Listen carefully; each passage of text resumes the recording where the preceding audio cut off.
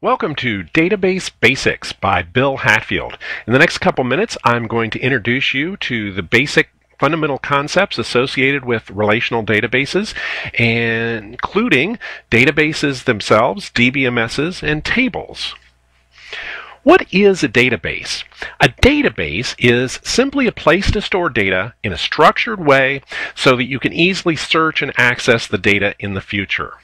Database vendors include IBM DB2, Oracle, Microsoft SQL Server, and a whole host of other folks out there who provide products that allow you to easily store and retrieve data. Now, another term that you often hear associated with databases is DBMS. DBMS simply stands for Database Management System, and this is the software that provides you with access to the database, to the actual data that you have stored.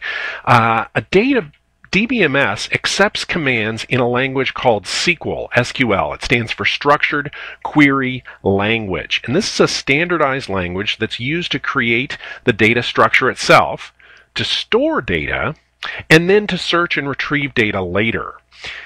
Each database vendor has a separate version of SQL that they support.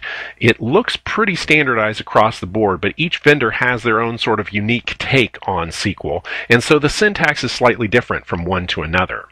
Now you can think of a DBMS like a full-service library. Instead of going out to the shelves yourself, you come up to the desk and the library says, "What do you want?" So you say, "Well, can you show me all my contacts who are over 55? The librarian then gets up, goes out, gathers together all the data, and brings it back to you and hands it to you. In this little scenario, the librarian is like the DBMS. The shelves and books and so forth represent the tables of data in your database. So the DBMS is the go-between between you and your data. Now let's talk about how data is actually stored in your databases. Database information is stored in the form of tables. A table is sort of like a spreadsheet. It has rows and columns. Each column represents a single piece of data that's stored in the table. So the column that I have highlighted here is the last name column. There's also a first name column and a phone number column. Each row then has a different value for that column. The column has a data type associated with it. So in the case of last name and first name, the data type is likely to be text. In the case of a salary or an age, the information in that case will likely be of the numeric data type. In addition to the data type, you can specify more specific restrictions on exactly what kind of data is stored.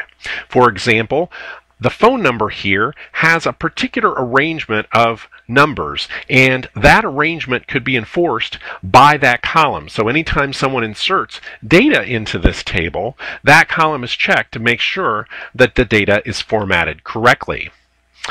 A row is a single instance of data in a table. So if you had a contacts table, each row would represent a separate contact. If you had an employees table, each row would represent a separate employee. So the row contains a separate value for each table column.